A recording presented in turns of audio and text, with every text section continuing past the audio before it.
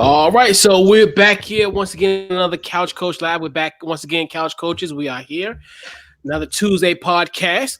Got my guys in the building. What's going on, JB? What's going Not on? much was going on with you. Everything's good, and then we got a special guest in the building. We got our guy, our off the ball network, one of my off ball network colleagues, the hockey writer, the hockey aficionado, and the host of the Breaking the Ice podcast. I got Jurg. What's going on, Jurg? Nothing much, Coach. Pleasure to be on. First time being on this show. Normally, for your viewers, Overreaction Monday is where I've been, but making my debut on this show, I'm very glad, very thankful to be on. Yeah, man. Overreaction Monday. Yeah, I was. That was a success, and we'll definitely bring that back in some form of fashion. Still contemplating what I want to do with it because I don't think I want to wait to September for something of that nature, but. Right. We'll talk about that. We'll discuss that off air with that one. But yeah, man. So, definitely, man. Great week. So let's talk about this Alabama. Once again, Alabama's rolling. Once again, they win the national championship, beating Ohio State by the final score of 52-24. So I'm going around the horn, fellas. Your thoughts on the Natty and essentially Alabama winning the Natty. JB, I'm gonna go with you first. Man, it was last night, man. I expected more of a competitive game. I went with Alabama. I thought Alabama was going to win the game, but I didn't think it was going to get as ugly as it did. I mean, for you to lose by 28 points, and was it me or did you guys think that like Ohio State just had a bad defensive strategy going into the game? I just thought that they were playing way too loose off the receivers, and at some point or another. You just can't let Devontae Smith keep on killing you. I mean, and he didn't even play really in the second half either. So it was a demolition, and it's kind of crazy, man, how like Alabama has pretty much dominated for like the greater part of the last decade. Because like when you think about it, people were saying that it was a drought because they hadn't won a national championship in 2 years. So yeah, man. They kudos to Alabama, man. They destroyed Ohio State last night. Yeah, man. Jurg, your thoughts? Very, very similar. I definitely expected Bama to win from the beginning, and I definitely expected at least, a 10 to 14 point win for them. But they quickly there was a moment late in the second, early in the third, where you saw the tide, no pun intended, turning, and Alabama was just gonna take the ball and end the game immediately. Kudos to Ohio State. They definitely deserve a lot of credit in such a weird season where the Big Ten, there was even, let's not forget, at one point, the Big Ten wasn't even going to play football in the fall. And then, they get it together, Ohio State doing the best they can, fighting COVID a good bit, especially in the Big Ten championship game. To make it to that point, I think in and of itself deserves credit. But at the end of the day, I was talking with Coach about it just before we started, like, Alabama's just different, man. You look up and down that roster. Like, even forget all 7 rounds of the NFL draft. How many of the guys on this team are going to go within the first 2 to 3 rounds this year and in 2022? Like, the amount of talent is just otherworldly compared to their competition. And normally what Ohio State does to the lesser teams in the Big Ten, Alabama just does it to anybody, regardless of conference, regardless of you may be the best in your conference, but hey, it's a whole different thing when you come to face us. The only team that's really been able to stick with Alabama recently has been Clemson. That's the only team that's really been able to stick with them. Clemson's beaten them twice in the national championship, and they've knocked out Clemson 2 times, but they've been the only time, man. I just think, man, like if you to beat Alabama, man, you're going to have to score a lot of points. The team that came closest to beating Alabama this year was Florida. You're going to have to, at some point, you're going to have to be able, because they're tough to run on. Like, they're pretty much impossible to run them. You can't run up because their defensive tackles are so strong. Your quarterback has to be able to, like, push the ball downfield on it because, like, generally the weakness of that, of Nick Saban's defense is in the secondary. So you have to be able to push the ball down the field on them. And, like, I could kind of tell early on, I just don't think Phillips was healthy, man. I think that hit that he took in the Clemson game really affected him. And then, with them also losing their running back, their number one running back, the first possession of the game, that really hurt as well. I'm not saying it would have made that big of a difference, but I think that, definitely the game could have been closer. A few more things break Ohio State's way.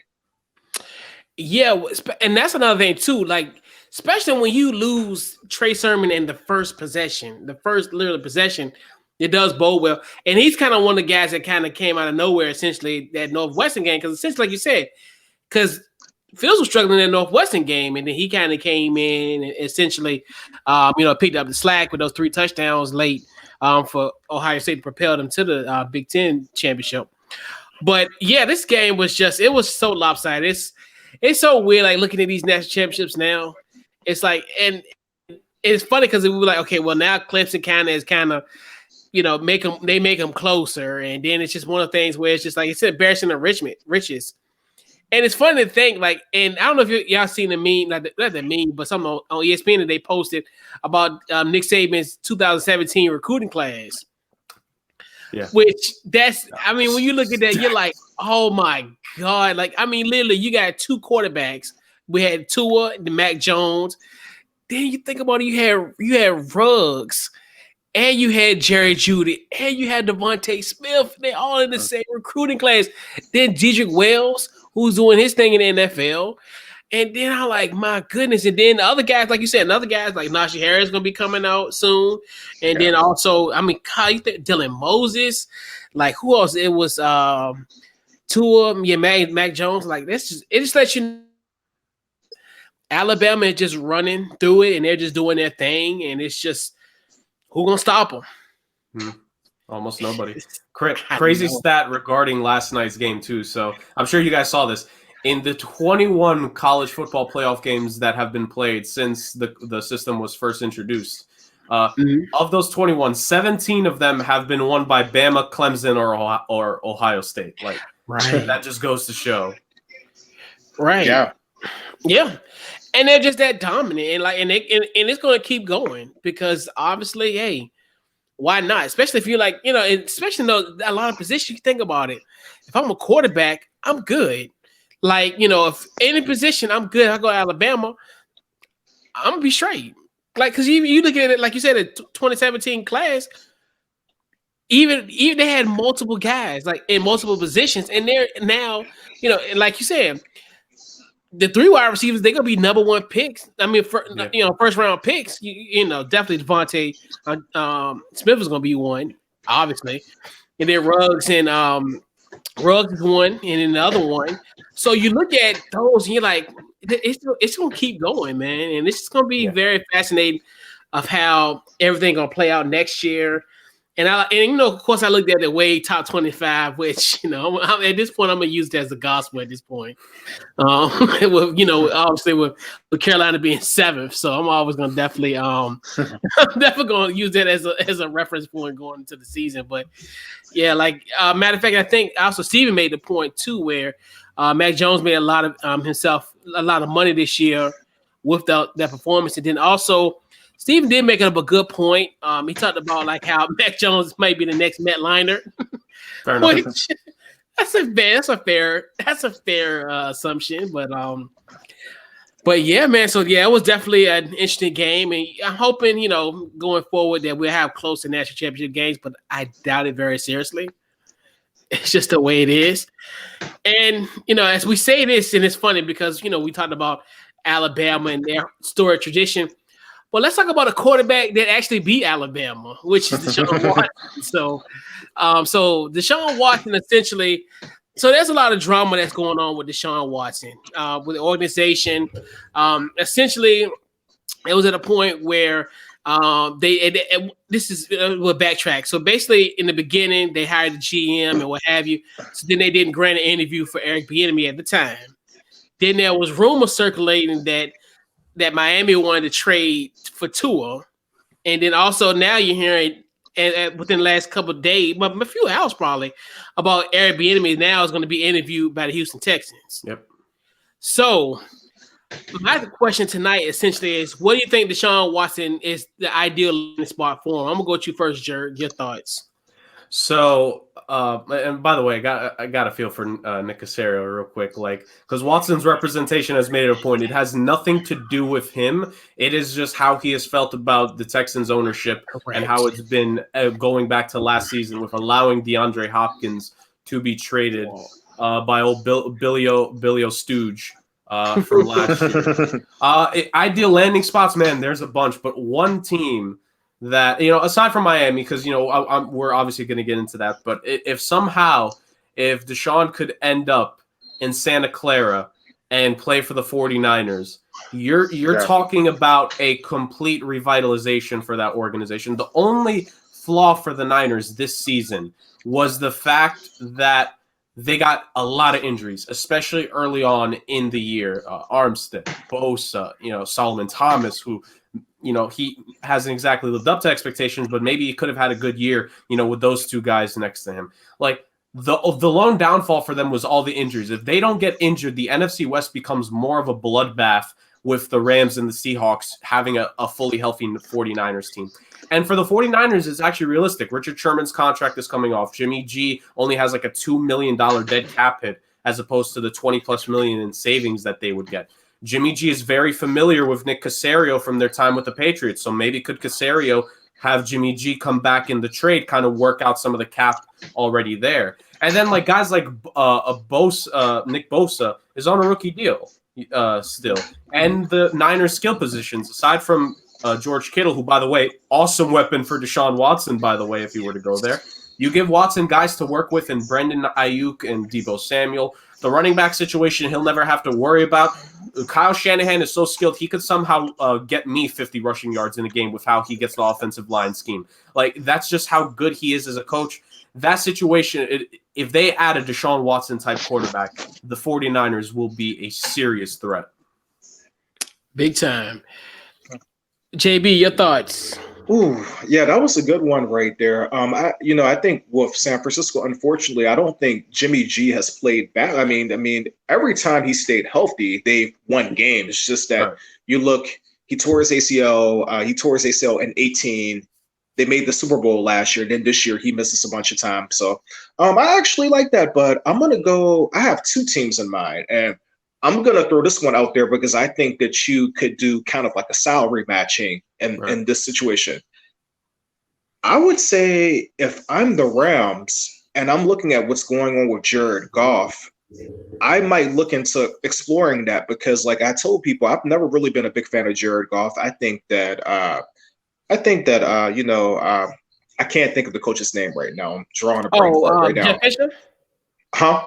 Jeff Fisher? Oh, no. The coach, Sean McVay. Yeah. Sean McVay made Jared Goff. Like, Jared Goff was nothing before Sean McVay got there, and he's got him there. And I've just seen Jared Goff the last few years regress. I mean, they won the game on Saturday, but that was more so to their defense. But could you imagine Sean McVay getting to work with a guy of Deshaun Watson's talent? You look at like the Rams, I understand that they have some cap issues, but you could kind of sort of make this kind of work with sending Goff to Houston.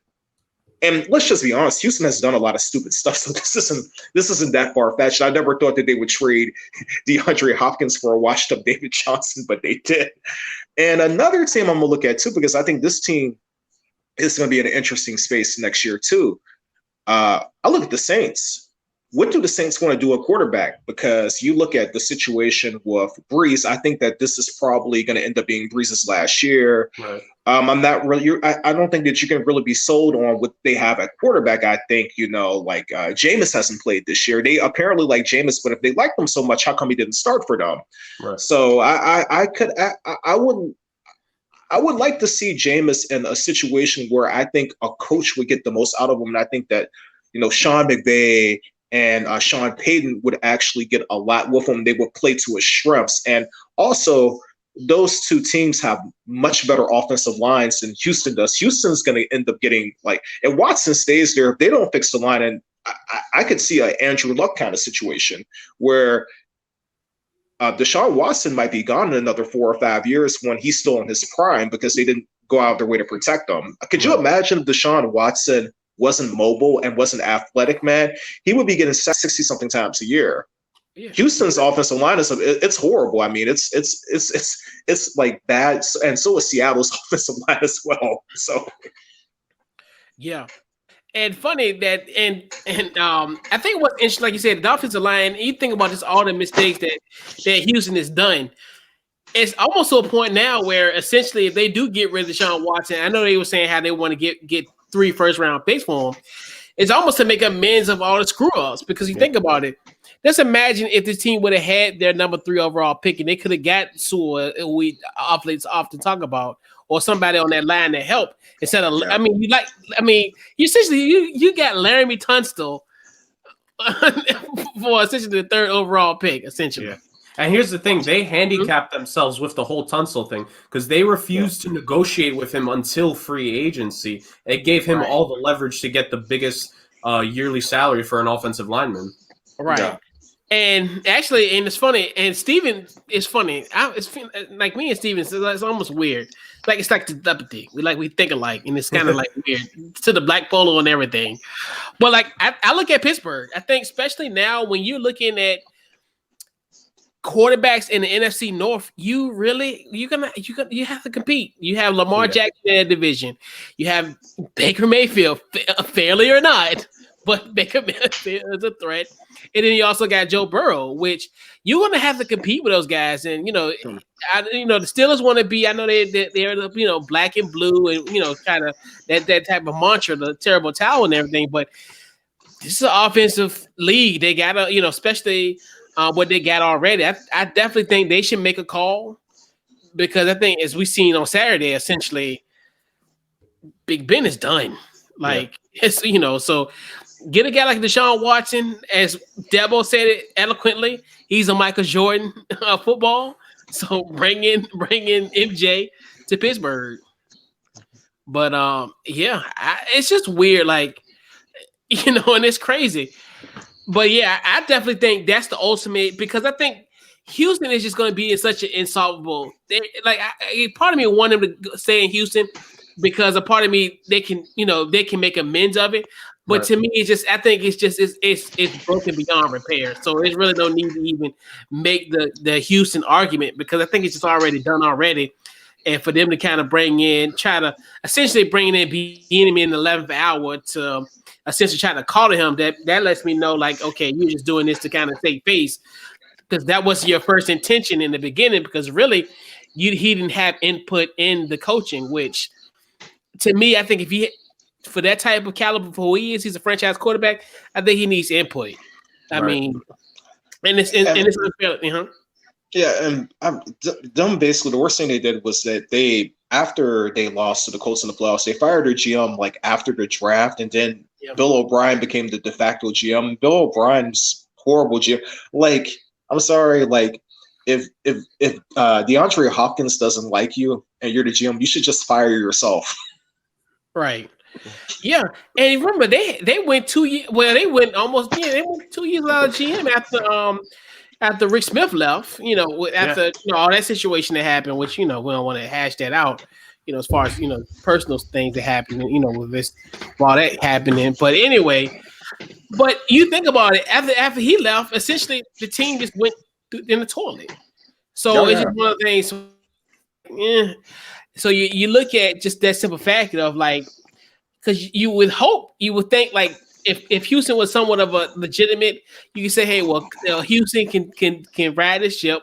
You get Eric Bieniemy, or you get somebody or some type of coach, which a coach who should also look at, and this is kind of something that Hugh Jackson put in my ear in a sense.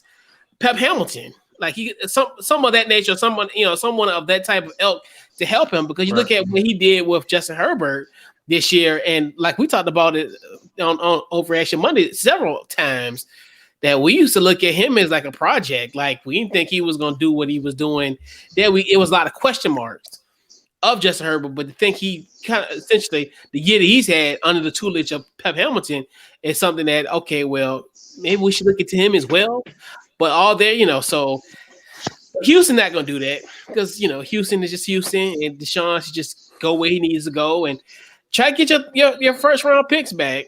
Try to, and I find it funny they trying to do it with Miami. They're definitely trying to get their third overall pick again, ain't they? Right. No, for sure. Yeah, Coach, man. you brought up a good point earlier when you mentioned in a lot of these trade packages, it was a few days ago, Bleacher Report came out with a list of trade packages for potential trades for Watson. And like I've looked at all of them, and it's like, why are none of these, like, who wrote the article to not take into account that Deshaun Watson is on a recently signed extension?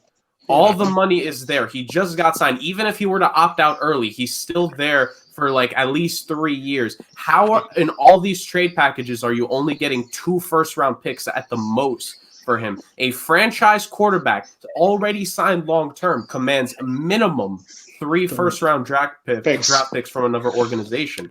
And maybe even an extra player too. Like I don't understand. Like, I know this happens in a lot of sports with a lot of fans. Like, they try to over fantasize. Like, we will give up the 52nd player on the roster in a second for Deshaun Watson, but it's not how it works. Not even in Madden would that trade go through. In Madden, it's terrible. Like, like Deshaun Watson. If a team is going to trade on both sides.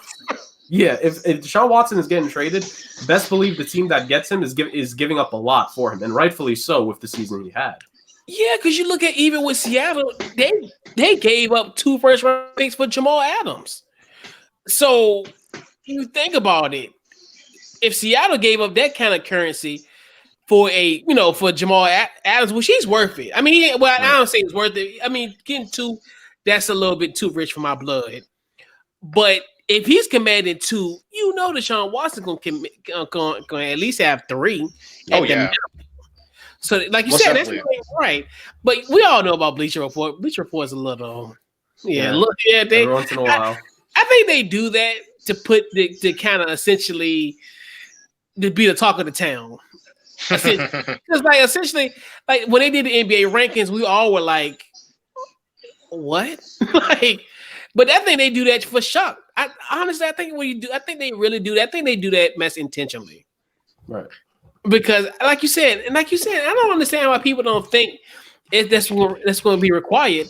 Hell, even when how many first for RG3? He was a rookie. That was like 2 then. That was 2, and that was 2. That was 8 years ago. So the price of quarterbacks have gone up in 9 years.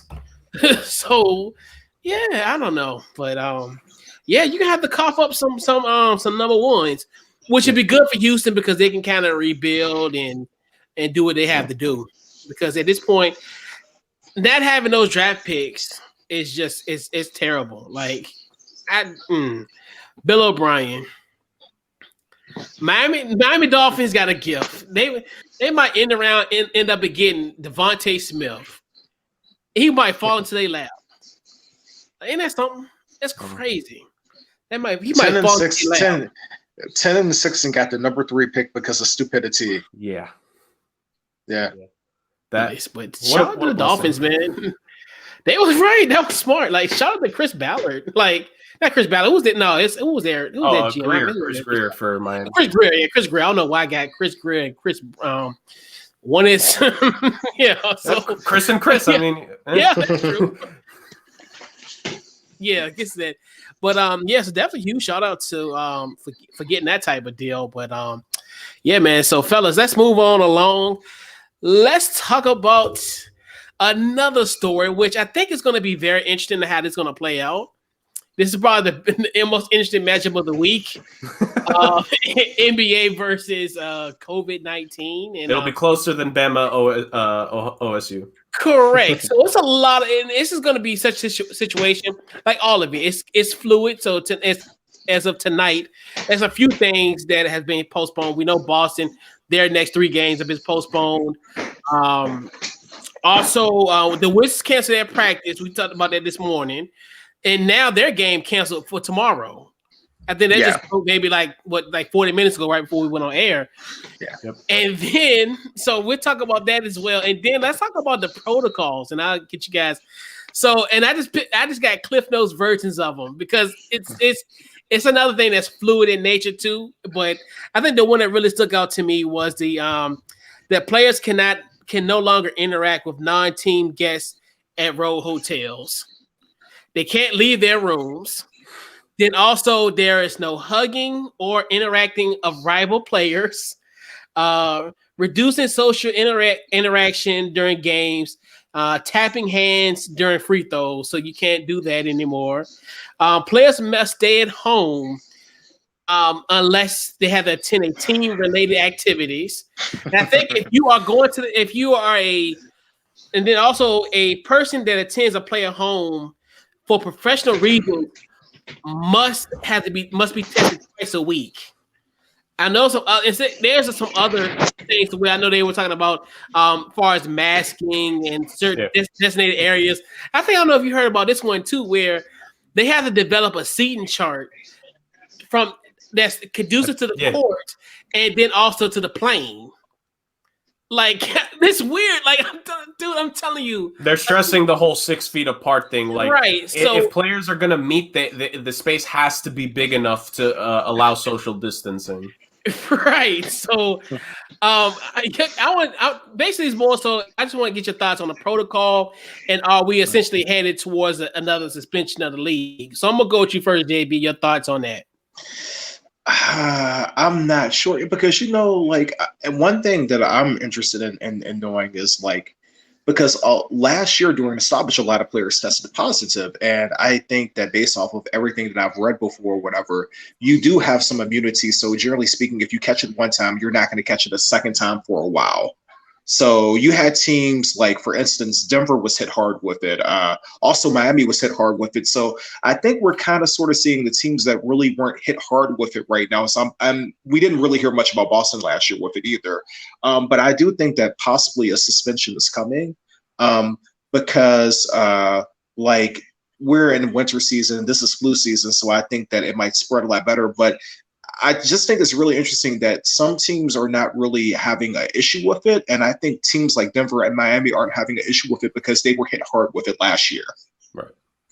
Yeah. So, and, I understand the protocols, but to me, it's kind of hey, no shaking hand. Hey, what's next? You're going to have to guard the person. You're going to have to be 6 feet away from a 3-point shooter. So you're going to give them open 3-pointers or something like that. I understand, hey, not interacting with people when you're in a hotel. I understand some of the stuff, but some of the other stuff, you can't shake your teammates' hands or give them a pound after a free throw. What's going to happen? If you break one of those rules, is it going to be a fine? Is it going to be a suspension? What happens? Because, you can't really expect for the teams to change stuff like that overnight. I think some things not going to clubs, strip clubs, that's good. But some of the other stuff, come on. Not even to get some wings to go take out? Lou Will style? No lemon pepper wings for you, Lou. Oh, man. I heard they're good, by the way. Me too. I've heard they're good too. They are. I've heard they're good, but trust me, he went there just for the wings. I want to it sounds a little bit slanderous, but let's be real. You're not going to a strip club just for the wings. I don't care how good they are. I'm just saying. So I think JB brings up a very good point. But Coach, you saying some of those things that the first time I'm hearing them. The whole they got to stay in their hotel room thing, it's just funny. That reminds me my senior year when we went on a senior trip, some kids from my high school, and we were in our hotel. It was a school trip. The teachers for the nighttime, they actually taped the doors on the outside to if we tried to get out at night, they would have heard it. That's just what that's reminding me of. So that's just it's just making me chuckle there. But I think JB brings up a good point. I definitely think a potential temporary suspension of play could be in at least the conversation at this point. With the rise of COVID cases, and like JB said, of course, not only is it winter, we've also just now kind of finished the holiday season.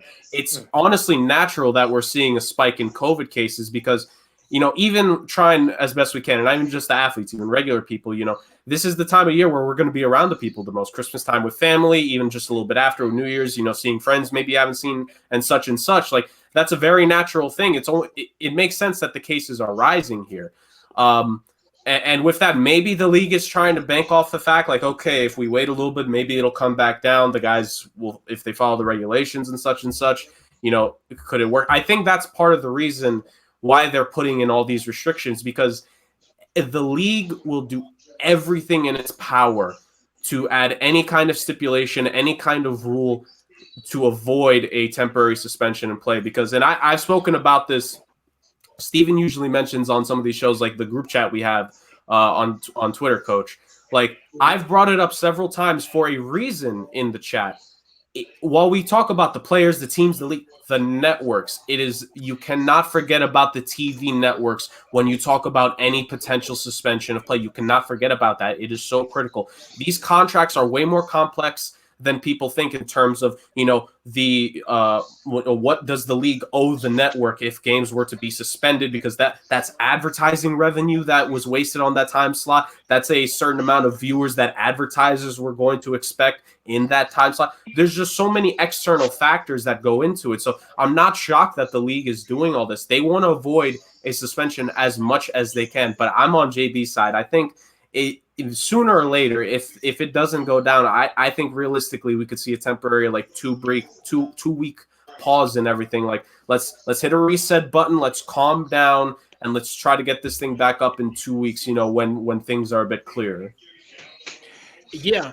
And the thing about it is, like you said, and that's what really, like you said, the network pressure, because I think, a matter of fact, I don't know if you were on the podcast when we talked about that 1 week, JB. Remember we were talking about the whole thing with Christmas. Everybody was saying, well, why they want to come back for Christmas? Because Christmas is like their biggest, it's like one of their biggest games, their biggest revenue spot. Yeah. Essentially, when you look at between those networks, they all get the piece of the pie. And I was saying, I think, ESPN and ABC they want the big piece of chicken. So pause.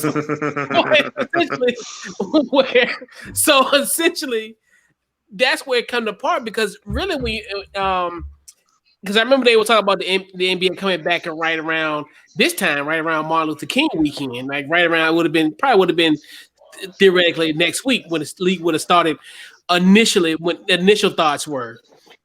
And that's why we're saying why the season came back so early after the October, after just finish out of October, because of like you said, the television.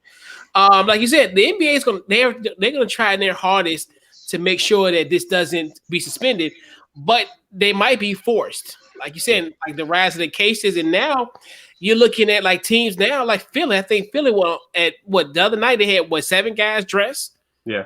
It only had 7 guys the other night. And then you think about it, if you have another outbreak like that on another team, you think about it, you're going to only have 7 players on the team for 2 weeks potentially. Well, generally, 10 to 14 days. It just depends how that protocol is. But normally, you'll be out for a considerable amount of time without those guys. Mm-hmm. And then, the thing about it is, and like you said, I see the protocols. It's almost like how we were.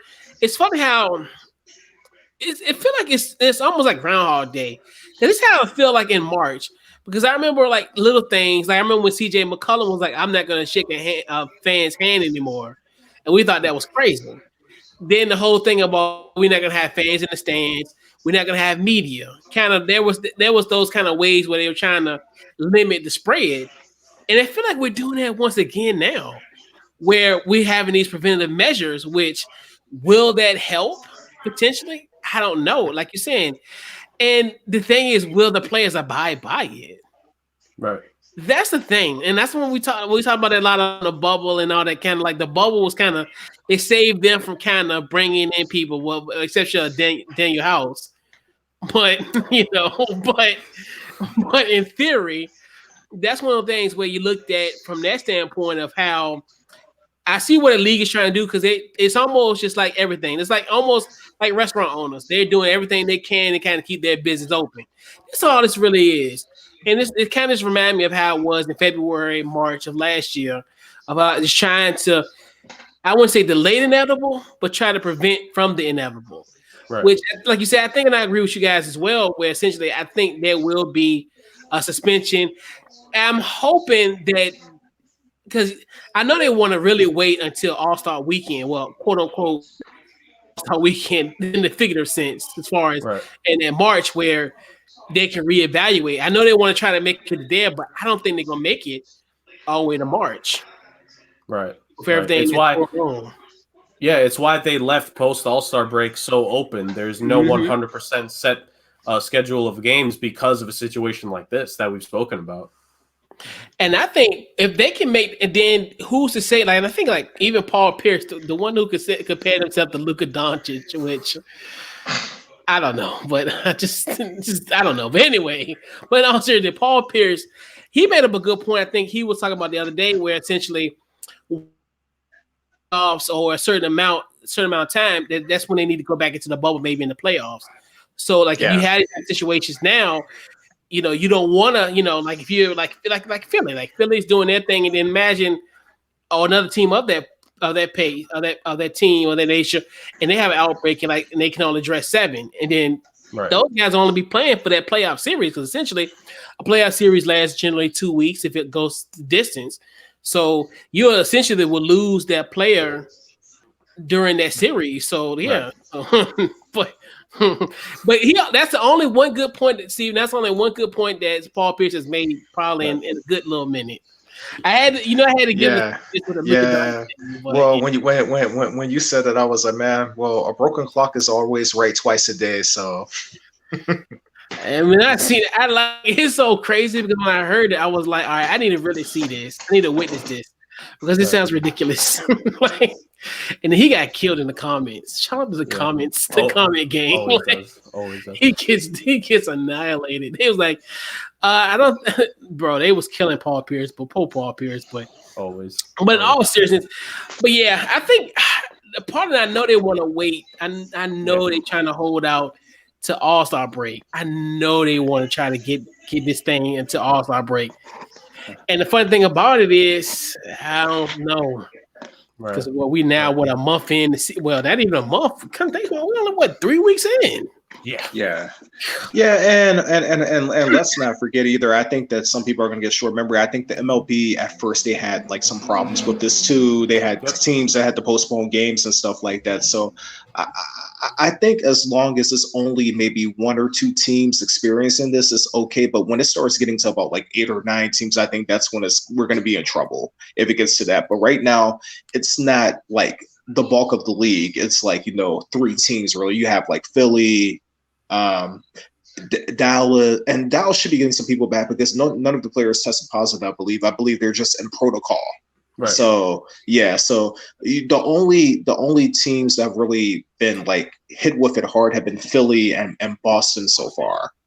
Yeah, and even with Boston, I believe the only one who's tested positive has been Tatum. The rest of them are just in protocol. A lot of contact tracing. Yeah, it's a lot of contact tracing. So and that's what really ultimately boils down to. But yeah, man. So definitely, NBA guys, hey, just follow protocols. Somebody come to your house. Guys, I want to bring up a really quick question because this thought just popped into my mind. Mm-hmm. And I wonder when this will become a legitimate conversation. I know the NBA and the other leagues they kind of have to put out PR statements about it earlier. They don't want to make this decision. But do you think if the vaccine is potentially because we're getting a lot of, we're slowly getting results back on the vaccines that have been released to fight COVID. I know the leagues kind of said or mentioned they don't want to. Do you think there's a chance they may have to try to get vaccines to the players out? Yes, I think that's a legit possibility. And honestly, I think that they're waiting. I think that they might wait until before the postseason starts and have it so the players, the teams that you think are going to be in playoffs, they take the first round of shots, and then I think you have to wait 2 weeks or 3 weeks, and then you take the second round of shots, and then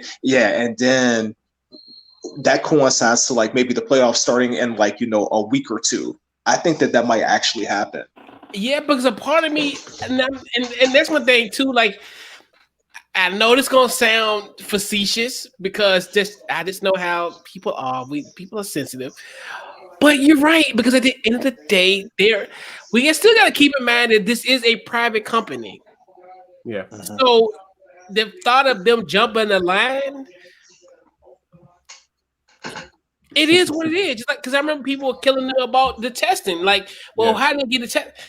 They're a private company, so it's not like they're getting them for free. They're going to be paying for this stuff. So, and I understand people going to say something be facetious, but it is in their best interest if they want to cut the line. Yeah. I mean, I shouldn't say it like that, but I mean, you're a private company. That's just like, just like what's going on now where, I mean, I understand like there's other people that need it as well, but they're still a private company and they're $1 billion machine. And if they, like you said, the results of this and everybody's, it's effective. And essentially, if you get these guys taken care of, and then that'd be a great for fans to be like, okay, well, everybody's good, they taking their shots, then everybody can take their shots, and then guess what? They can put butts in seats. And that's because really the ultimate goal at this point now is putting butts in seats. Because essentially that's all you got at this point. We got the game going and it's hanging on by a thread, but your job at this point now is to try to get butts in seats. Let's get these players taken care of first, because obviously the butts ain't coming if the players are sick or the players not taken care of. Then let's inject the fans and get them in going. Yeah, I mean, like you said, that sounds really facetious, but cut the line. I'm sorry, but I mean, you think about it, because it ain't like we talked about, like I said earlier, they're not free. They're gonna have to pay for it. It's not like a situation where, they might cut the line, but they got the resources. It's like everything. It's America. Yeah. I mean, I hate to say it that way, but I mean, just like everything, people who have resources have the best access to certain things, and it's just. I mean, I'm sorry. This will be a classic lesson of the haves versus the have-nots. Right. I was just thinking of it because, like, I think if in the next few weeks we get like the definitive results of the vaccine and that it's doing good, like I think it has to be a possibility for the NBA and the NHL, and like I don't think it should be ignored, because even for us, like in our own personal lives, like. I don't think a lot of people realize, like, if the vaccine works, like a lot of jobs are going to make it mandatory for their workers to take that vaccine, and jobs have the right to do so. I'm pretty sure my job is probably going to make it mandatory if it gets approved for mass distribution. So it's like, I think it's something the league kind of has to consider. Yeah. Yeah, and you kind of want to be in the forefront of it because, like you said, and I think even to Steven's point, where there's a lot of suspicion with that, but then, like you said, if they take it and everything's fine, it could potentially help and actually encourage people. Unfortunately, and even though I know out loud, but even God forbid Jerome Adams, our great Secretary of Health or whatever he is, he wanted LeBron James to take it, and it's just like, all right, well, he has somewhat of a point to that, but I don't want him to be that kind of guy, to be that fall guy. But like you said, if they do it, they do it. But and like you said, if they take it, maybe there could be a situation where it kind of eases a lot of people's kind of suspicion or whatever. But there'll still always be skeptics. Hell, I'm a skeptic as well. I mean, I ain't gonna front. Like, I'm just, because it's new to me. Everything when you're new to something, you can be skeptic. There's nothing wrong with that. There's something wrong with being skeptic. Right. So, skepticism is okay. It's just another word of being curious at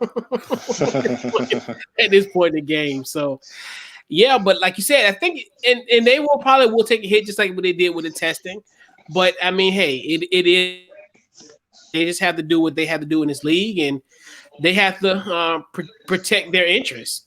And essentially, like you said, it's because really it's all ultimately it boils down to the TV revenue, like you said, because that's even best, like you said, because now you're going to be a situation where now you're going to have to pay back what would be considered projected income, so that could be a little messy. Yeah. So, but yeah, man, it's definitely gonna be a interesting ride these next few weeks of what's going on, and but yeah, it's the best. It's the first round. Yeah, I will say this vaccine is actually different from other vaccines from everything I've read up on it. Like I have friends who work in the medical field. They've actually taken it so far. Like they've told me, like it's very different compared to how other vaccines are. Okay, yeah. But yeah, this definitely interesting. Yeah. So fellas, let's shift our focus, man. Let's talk about another let's talk about the NHL. Of course, we're here. We'll talk about the NHL. We'll do a preview, so we'll go down a few things to get you guys primed and ready for the NHL season. I got my two guys here that hockey guys, so I definitely had to get these guys on, and they will preview the hockey. Yeah. Going first, let's get that graphic going. We are here at 44.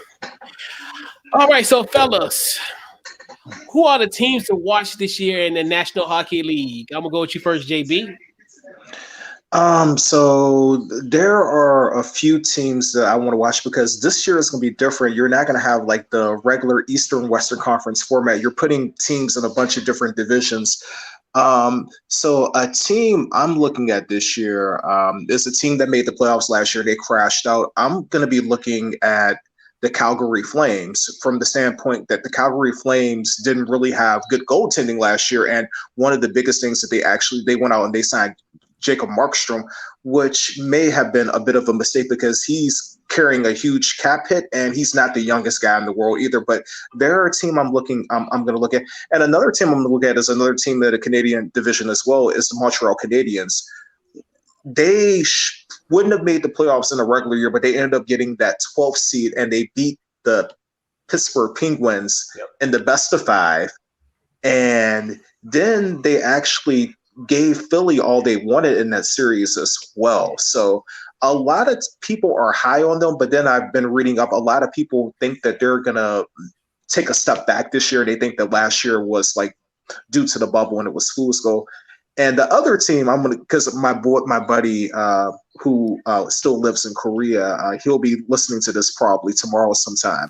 Another team I'm going to look at too is another team for the Canadian division is the Toronto Maple Leafs, because the Maple Leafs have a lot of talent on that team, but they cannot win a playoff series. And I think that this is a year where they have to win a playoff series. They have to put up or shut up this year. So those are 3 teams I'm watching. There are some other teams that we probably will get into a little later as well too. So okay, Jurg, your teams to watch.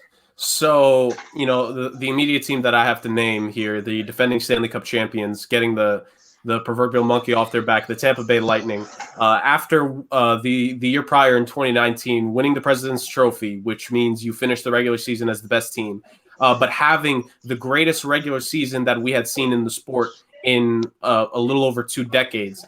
Getting swept in the first round was an embarrassment. Everyone in that organization would admit that was an all-time low for them. And it's something that they made good on and winning the cup this year. And, we've spoken on it about in other shows, like whoever wants to put whatever asterisk they want to try, at the end of the day, Tampa won the cup in the bubble.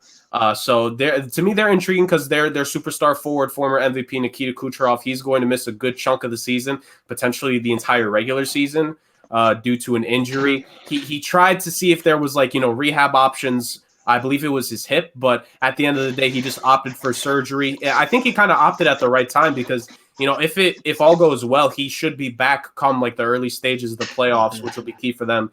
But Tampa's still so talented. They're so deep. The Kucherov injury, actually, in hockey, if a guy is going to be out for a very significant amount of time, you can actually send his cap hit into the long-term injury reserve. And so that cap hit comes off the books, which they use to re-sign a couple of their players.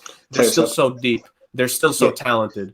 And they have a legitimate shot at repeating. And another team I want to give some love to, this isn't my favorite team, but, they're kind of actually a division rival to my team normally. The Colorado Avalanche, they've been building something special the last couple of years. And, if they had just gotten a little bit of better injury luck last year, their starter and their backup goalie got hurt in the playoffs. If they have, a little bit of better luck, they maybe make it to the conference finals last year. That is such a talented team. Nate McKinnon, Mikko Rantanen, Cale Makar, in our year-end show that we did for Off the Ball Network, he was one of the young defensemen I mentioned. He is supremely talented. By the way, last year was his rookie season, and he was breaking some records. So that just talented core of guys, if Colorado just gets a little bit of more luck, I can see them making a really good run this year. Yeah, that was good, and I like what you brought up about the cap hit because the St. Louis Blues did the same thing last year with Vladimir Tarasenko.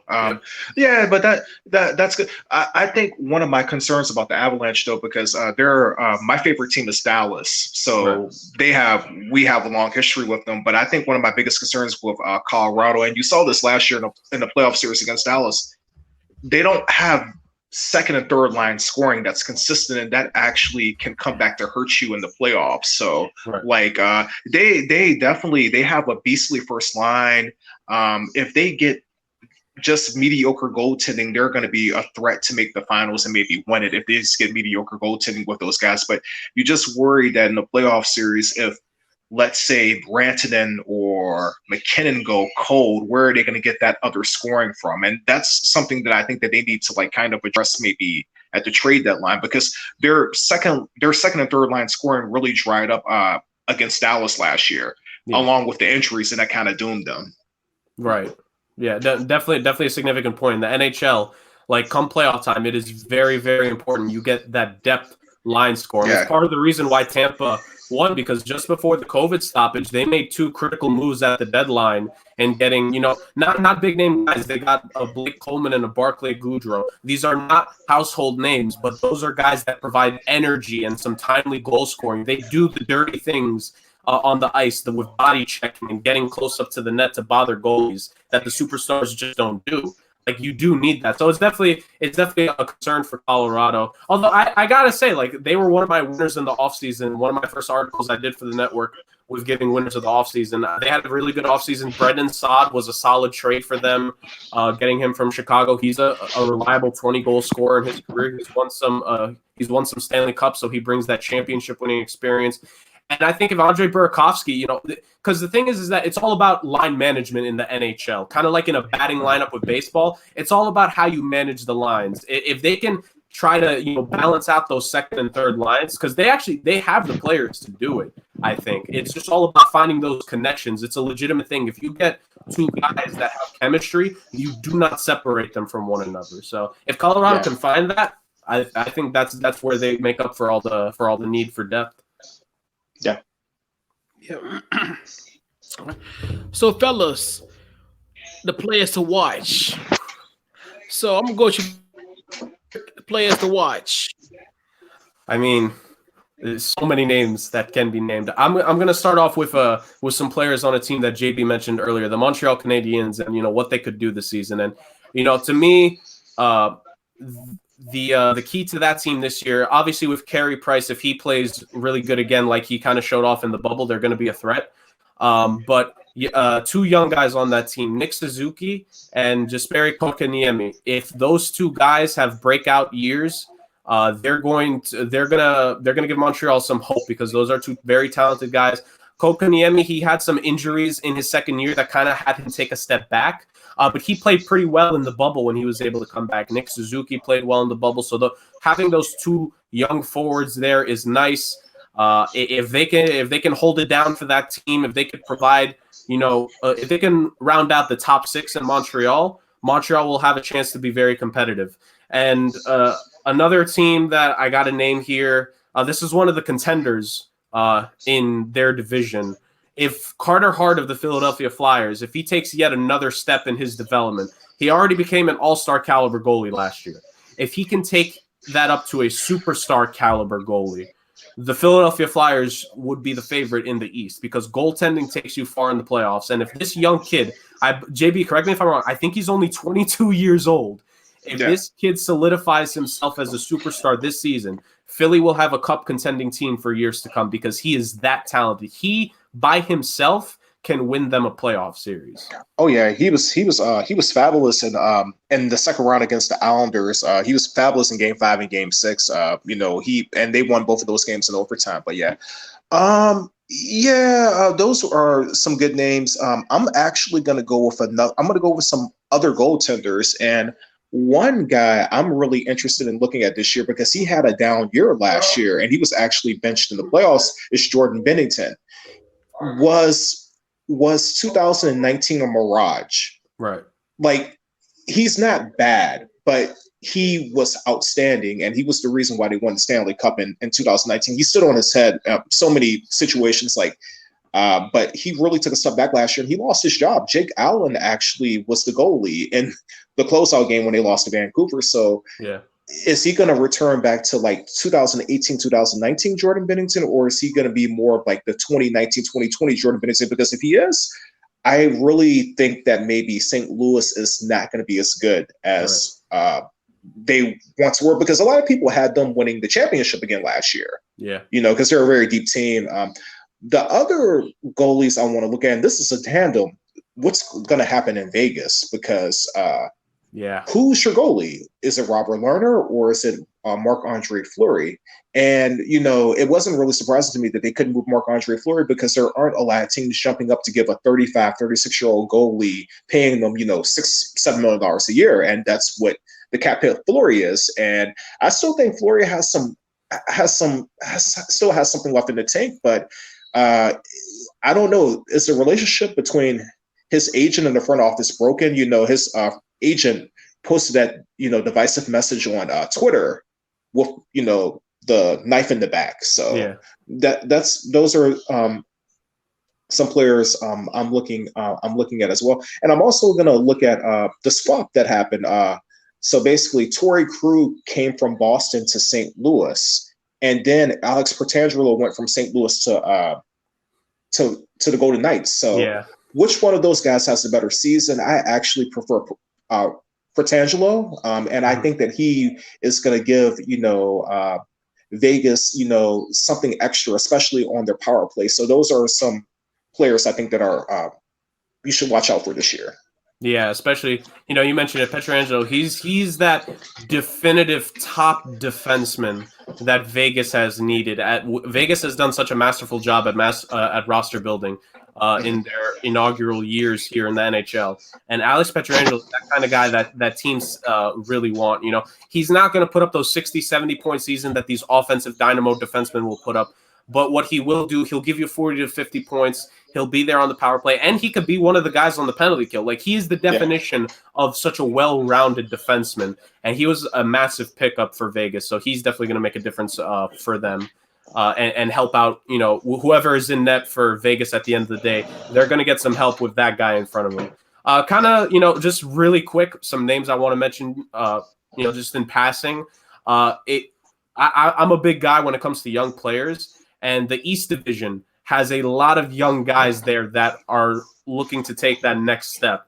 The New Jersey Devils and the New York Rangers in the 2019 draft, they picked 1 and 2. New Jersey picked Jack Hughes, and the Rangers picked a young Finnish guy called Capo Kakko. Heck of a name. Say it 5 times fast for me.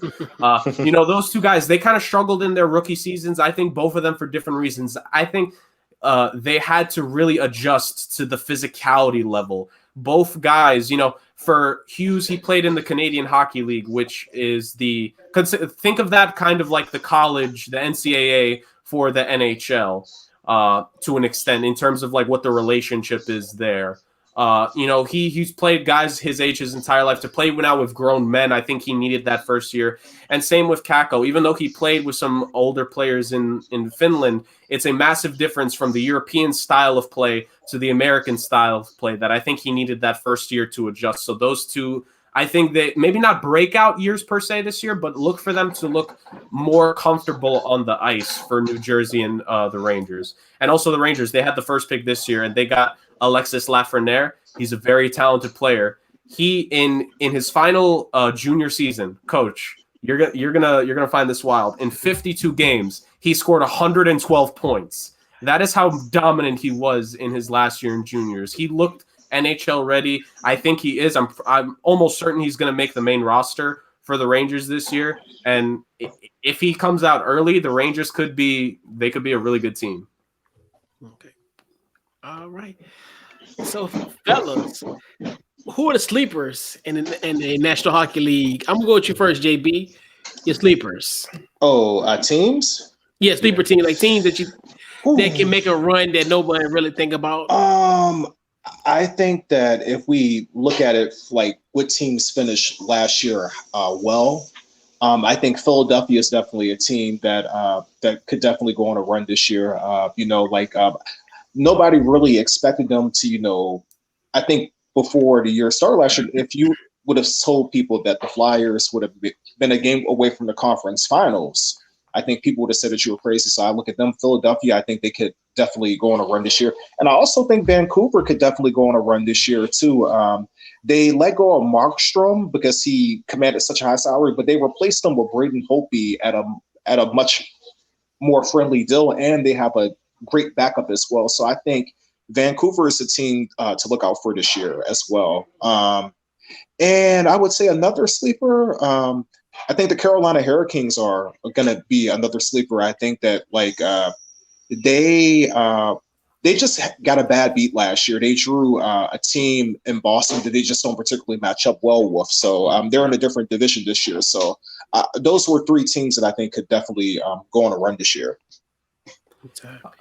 Jurg, your sleepers. So I'm going to go a little bit of a dark horse route in terms of some of these teams. So again, JB mentioned them before. I think if they get some of the right breaks, Montreal could definitely be a sleeper to be, because the thing in the North Division, the Canadian division, in this season is that there's three definitive teams that most people agree will take up the spot. So for those, JB alluded to it earlier. So instead of East versus West this year, the NHL has divided the league into 4 divisions.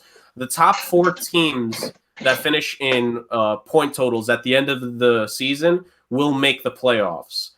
So there is a wide open spot at the number 4 seed for that North Division. I think if things go right for Montreal, they could definitely be a team that, they could sneak into that 4th spot if Carey Price plays well once again. And some other teams that I think could do it. I agree with Carolina. Carolina is a team that if they could just not face Boston in one of the early rounds in the playoffs, they could definitely make a run. I think the Rangers, I just mentioned them earlier, even aside from the young talent they had, if you look at last season, the Rangers are so unique because they aren't one of those teams that just got lucky with the expansion.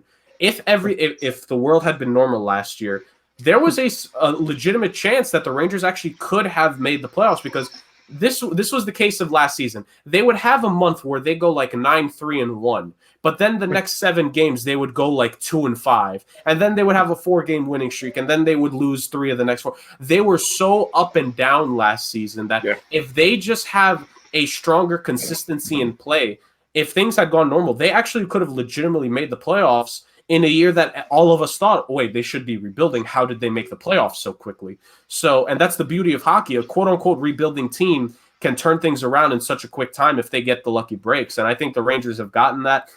If they play much more consistent, I think they're the team. And the last team I'll just throw out there, because in the inaugural episode of Break the Ice, my guest with me on that show, Logan Lockhart, we talked about Minnesota and how I still find myself shocked when I look at last season's standings to see how close they were to the wild card. I have seen it like 17 times, and I'm always surprised. Like, Minnesota was that close to the playoffs? Are you kidding me? So, and here's the thing. They're not a bad team, but they're not a team they're not a great team. Yeah, exactly. They're just so in the middle. They're not going to lose games, but they're not going to always win them. So it's like, just that makes me think like they may have a shot, because the Wild are in the West Division. And aside from the top 3 teams, that division's 4th slot is kind of wide open. Maybe Minnesota sneaks in, but those are my teams. Those are the dark horses to make the playoffs, because those are teams necessary most people wouldn't expect. But they actually have some of the pieces in place to at least get into the playoffs. Yeah, big time. So, fellas, who will win the Stanley Cup? Well, actually, who's going to be in the Stanley Cup and then your winner? Jurg, I'm going to put you on the hot seat first. Right. So like I mentioned this year with the 4 divisions, so the way it'll work is that the top 4 teams in the divisions, they'll make the playoffs, and then they'll be in their own bracket. So the first seed and the 4th team, the 1st seed and the 4th seed will face each other in the division, then the 2nd and the 3rd, and so on and so forth. Think about like the NCAA basketball tournament, how they're kind of doing it. Okay. So my semifinalists that I have the Vancouver Canucks coming out of the Canadian division. It's really the North, but we might as well call it because it's all Canada. I got Colorado coming out the West. I'm very high on them. I think if they get some luck, they could definitely make it. Out of the Central, I got to go with the defending champions. I think they're the definitive best team in the Central Division. I call that division the anticlimactic division because I think Tampa is just a step above, even not having their superstar sniper. And the East is so difficult for me because I called them, JB, I think you'll like this. I call them the division of death because that division is stacked from top to bottom. I have the Philadelphia Flyers making it out of that division by a hair. And my Stanley Cup Finals, give me Tampa and Colorado. And my Stanley Cup winner, oh, man, I love both those teams. But give me the repeat. Give me Tampa with the repeat. Okay, Jurg. Okay, so out of the East Division, I would probably say give me Philadelphia. Out of the North, I would probably say Vancouver. Okay, I'm a bit biased. So out of the Central, I'm going to go with my team. I'm going to go with Dallas. But I respect. I think that it's going to be between three teams. It'll be between Dallas, Carolina, and Tampa. And out of the West, I'm going to go with Vegas. I'll go with Vegas this year. I think Vegas will stay here. And my finals will be. I'm going to go Vegas. I'm going to go Vegas versus Philly, and I'll go with Vegas winning it all this year in their 4th year of existence. Yeah. They're going to spoil their fan base. Yeah, right? For expansion team in their 4th year, they won the championship. That's what I'll go with. Yeah, definitely. All right, so yeah. By the way, if I may, once we get to the Final Four, they'll actually be reseeded. So we actually won't know the matchups until we get to that point. Like we could see, like it could ironically be like, you know, East versus West technically, if you look at it how the whole divisions would be, or Philly and Vegas could actually end up being one of the semifinal matchups, or even Colorado and Tampa. Like we won't know those matchups until we get to the semis. Yeah, because they will be reseeded. Yeah. All right, so fellas, I got 2 things. Well, now I got 1 thing. So I need a team to root for in 2021. So Jurg, I'm gonna ask for 2 suggestions. JB, I'm asking for 2. I'm gonna put this up on a Twitter poll, and I think I have it till 12 o'clock tomorrow. So the couch coaches will make the definitive decision. So JB, give me 2 teams. I should for the poll. Okay. Dallas and Vegas. And Vegas. All right. And Jurg, give me 2. First off, JB, I feel like you may have read my mind there because I was hoping you would go 2 different divisions so I could get the other 2. So I'm glad we worked that out perfectly, man. So he gave you a Central and a West division. I'm going to give you a North and an East. So in the East, coach, just because, you know, you're a Washington football team guy, I got to give you the Capitals. Okay.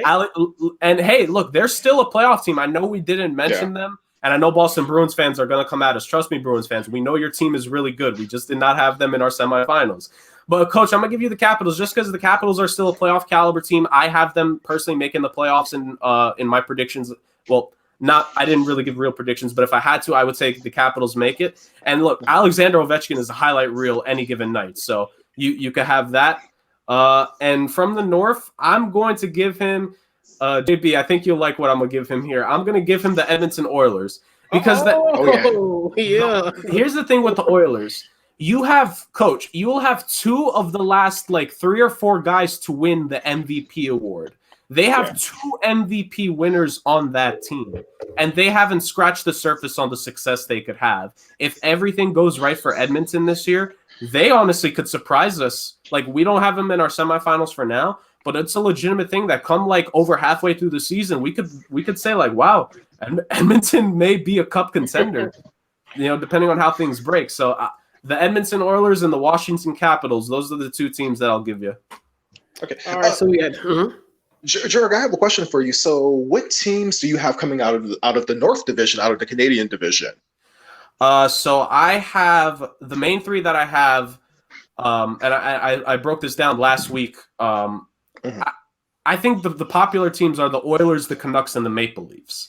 I think those 3 teams have the talent on paper. Now, obviously, everything changes when you go from the paper to the ice. But I think those three teams on paper, you look at Edmonton, you have 2 of the last 4 MVP winners. You look at Toronto, as you alluded to earlier, JB, they have a lot of salary tied in some really good players. They need to win. They need to get into a winning mindset. And Vancouver is so young and so talented. They were, honestly, you talk about Philly, they were definitely a step ahead last year. Vancouver was kind of a step ahead too.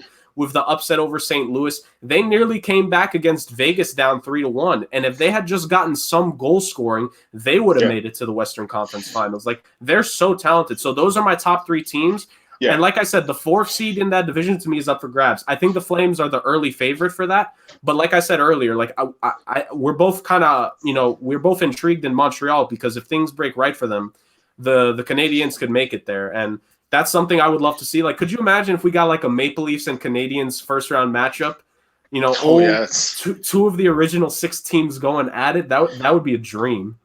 Oh yeah, no, that would be a dream. And what about the East Division? Because like I absolutely agree with you. Like that being the division of death. Like I mean, like I definitely have Philly and Boston coming out, and I have Washington coming out. But who would you say is the 4th team that you have coming out of that division? I find this so difficult.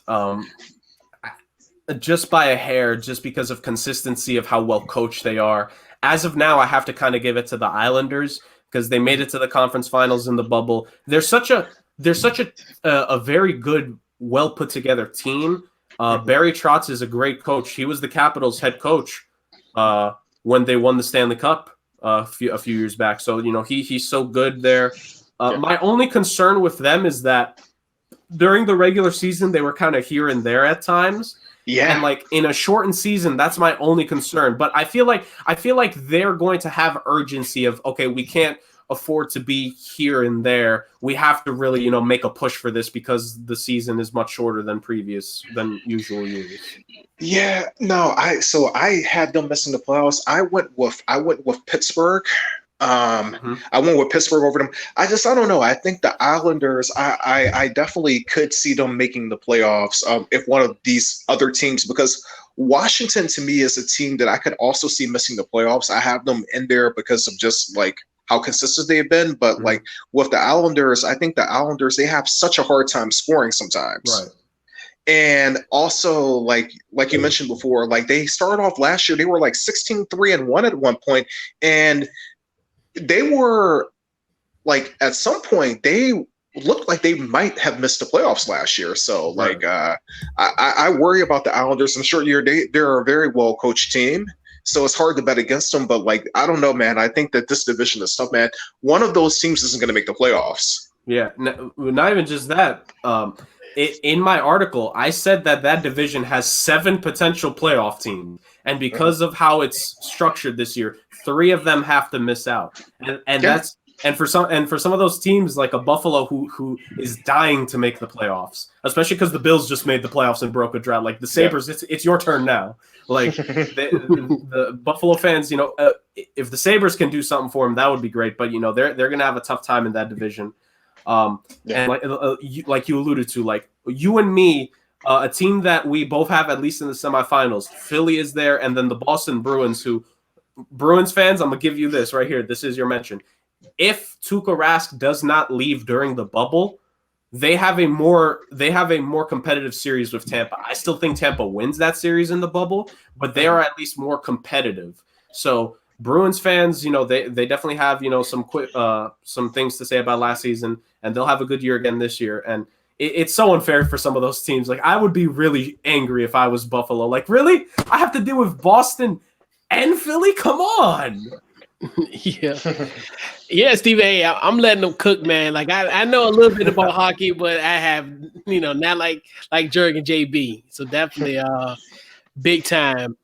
So, fellas, let's put a bow on this week's Couch Coach Live. Where can they find you on social media, JB? You can find me on Facebook, Jamie Bailey. I keep on saying that I'm eventually gonna get an Instagram. I promise. Some point this year, I'll get an Instagram. Get on Twitter. I'm telling you, you gotta get on Twitter, man. I am on Twitter, but oh, you like Kevin Durant? Yeah, I got a couple of burners. You got I like Colangelo. Ain't nothing wrong. Hey, you gotta have burners. Trust me. Because some things you just can't put out there that's known. I'll put it that way. Yeah, Craig. Jurg, man, where can they find you on social media? At JurgK40 on Instagram and Twitter. I post a lot of different stuff on both those, primarily sports, of course. I retweet a bunch of different stuff and give my opinion, send it somewhere out there in the void and see what happens from there. And that's where you can follow me. Again, I have a hockey article coming up really soon. It's had a couple delays. I've mentioned it a few times, but my Fall of Champions article, I think by the end of this week it should be posted. There's a couple busy things, that's why it's been delayed. But I think this week it should get up on the site, and I'm really excited for that to get up there. Definitely huge shout out. Appreciate that, Steven. So we got Love you, Steven. We good now. No man down. We good. We good, Steven. We do it real in hockey. Next man up. Right. You can't right. Yeah. So definitely follow the podcast, Facebook, Twitter, Instagram on the Couch Coach Live. Also YouTube as well. So definitely follow the page on YouTube. And definitely so we did the poll just a few minutes ago, and leaving the clubhouse is the Dallas Stars. So we got 14 more hours left to go for that. So so we got definitely got that. Definitely, if you're on Twitter, check out. Matter of fact, I'm gonna pin that to the profile. Actually, I'm gonna do that right now as we speak. So I'm gonna pin that onto the page. So and just vote, and just for the hell of it, keep it vote, and then I'm gonna follow that NHL team and I'm gonna rock with them. Might get some gear, might get some swag, So. I think we gave you straight up, Coach. I think no matter who you get, I think we gave you 4 solid teams right there. They all have legitimate playoff odds this year, truthfully. Which is good because like we always say, like we always talk about on Overreaction Monday with a Broken Hearts Club. As far as having bad teams, following bad teams over the years, over the course of time, so to kind of have a team that's good. That that like you said, have a good shot of having some postseason success. That's what I look for. I'm glad no one didn't give me Detroit Red Wings. Hey, in 2 to 3 years, they'll be back. No one gave me that, so thank goodness, But so definitely thank you, fellas, for coming on to this week's Couch Coach Live, man. Definitely appreciate you guys, and we'll catch you guys next week, man. This has been this week's Couch Coach Live. Thank you, Coach. Appreciate it, fellas. Thanks. All right.